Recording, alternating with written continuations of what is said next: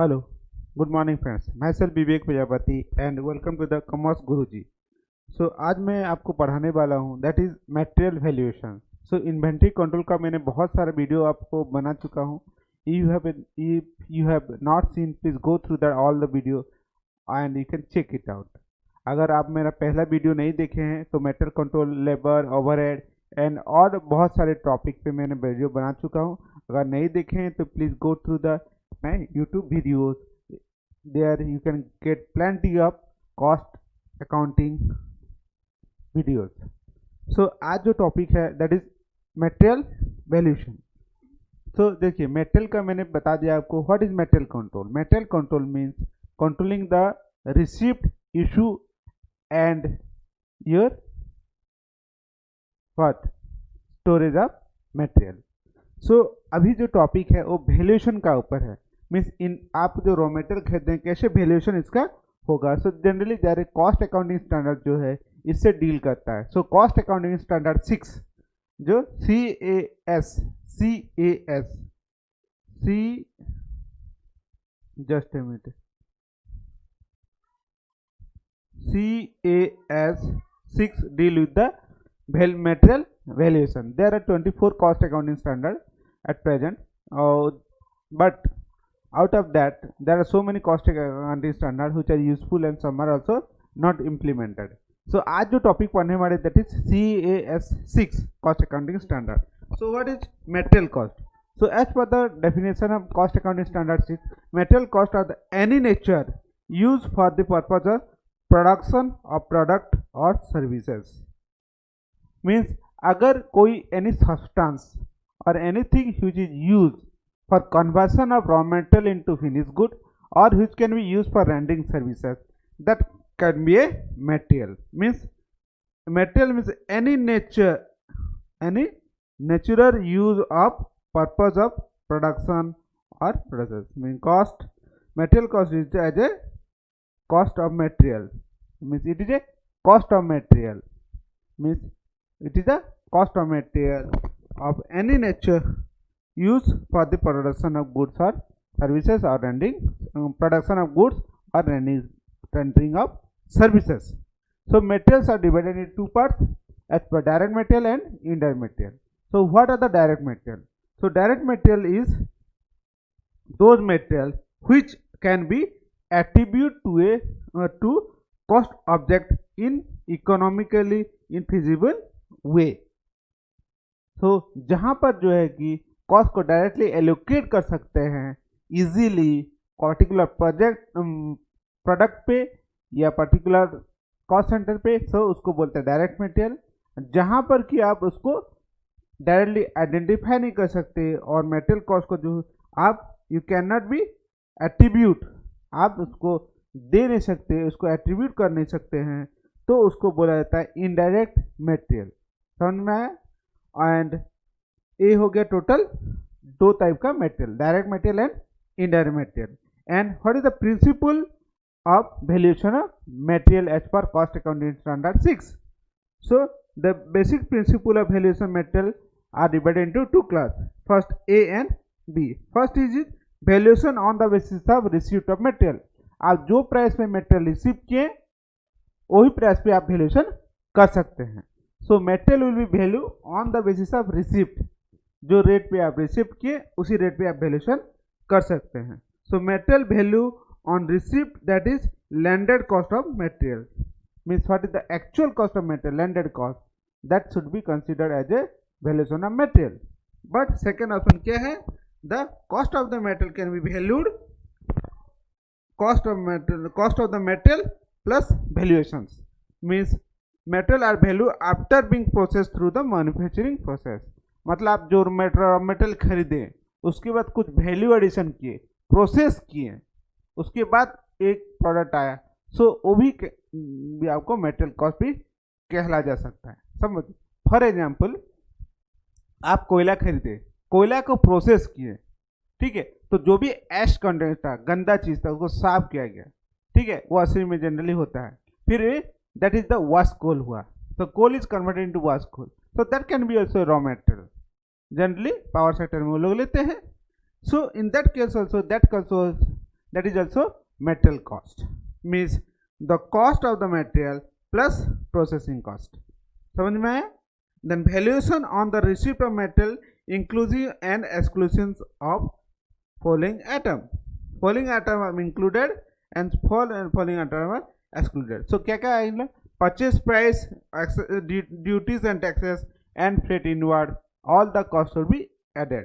ठीक है, तो हम लोग डिटेल में देखेंगे क्या क्या कॉस्ट एडेड होगा, inclusion and exclusion in the valuation of material. So हम लोग इसको पहले देखते हैं. पहला हो गया following the item included in the purpose of valuation of the material. So क्या क्या चीज इसमें इंक्लूड होगा? सबसे क्या क्या चीज include? Following of the material should be include. Normal loss और process, any normal loss or spoilage, any normal loss or spoilage prior to receive of the factory gate. Factory gate पहुंचने के पहले अगर of the net amount of receivable from the supplier, insurance, carriage और receivable from the dispose. अगर कोई भी normal loss और spoilage होता है before reaching to the factory gate, जो भी कॉस्ट इनकर्ड होगा तो उसको आप क्या करेंगे? ऐड कर देंगे मेटल कॉस्ट में. नॉर्मल कॉस्ट जैसे हो गया पेट्रोल ला रहे हैं, एवापोरेट हो गया, so that cost should be added. है समझ में है? Next is normal loss due to shrinkage और एवापोरेशन, जैसे मैंने आपको बोला था, और gain due to elongation of observation of moisture before receive of material. Suppose एक मटेरियल ला रहे हैं, नॉर्मल लॉस हो सकता है और मे भी आपका गेन भी हो सकता है. जैसे हो गया जनरली बहुत सारे ऐसे मटेरियल है जो कॉटन वगैरह देखिएगा, वो अगर थोड़ा मॉइस्चर हो जाएगा तो वेट इसका बढ़ जाता है. ठीक है, सो इन दैट केस अगर कोई भी मटेरियल है, एनी नॉर्मल लॉस और सिंकलेज और एवापोरेशन और gain due to the any nature of the particular material, so that cost has to be added. Next हो गया foreign exchange components of material converted into rate of the rate of transaction. Means अगर कोई भी conversion rate होगा exchange में change होगा, but that should be part of material cost, but agreement में होना चाहिए. समझ में? देन सब्सिडी, ग्रांट और इंसेंटिव रिसीव और receivable, any subsidy, grant, receive और receivable can be also part of the material cost. And that certain should be deductible. Sometimes it is deductible also. Then price variance when metal are accounted for standard cost. ठीक है, price variance जो होता है means what is the price variance, standard कितना था, actual कितना है, तो difference is price variance. So that cost can be added. Then self manufacturing components or assemble value includes the direct material, direct employee cost, direct expenses, factory overhead, share of administrative overhead relating to the production. अगर कोई components है आप उसको assembly कर रहे हो, means आप मिला जुला के, मतलब सब प्रोडक्ट को मिला के, मीन्स बहुत सारे पार्ट्स है उसको, जैसे ऑटोमोटिव में होता है बहुत सारे पार्ट्स को उसको जोड़ के एक प्रोडक्ट बनता है, असेंबली होता है. सो इन दैट्स के कंपोनेंट्स में होगा तो जो मटेरियल कॉस्ट होगा वो प्लस आपका लेबर होगा प्लस डायरेक्ट एक्सपेंसेस और पर्टिकुलर ओवरहेड और administrative related to particular product. जो पर्टिकुलर प्रोडक्ट का ही अगर आप एडमिनिस्ट्रेटिव और प्रोडक्शन कॉस्ट ऐड कर सकते हैं तो उसको ऐड कर दीजिएगा. So that will be the material cost. Then cost of material of scrap और defect should be inclusive in the cost of manufacturing of goods. जो आपका एनी नॉर्मल स्क्रैप और डिफेक्ट्स होगा तो आप उसको क्या इंक्लूड कर सकते हैं. ठीक है. Then following item should be excluded. क्या क्या आइटम आप मेटेरियल कॉस्ट से एक्सक्लूड कर सकते हो? Then finance cost. finance cost, it is a purely finance item, so that cost has to be deducted from the material cost. Then abnormal loss due to shrinkage, evaporation.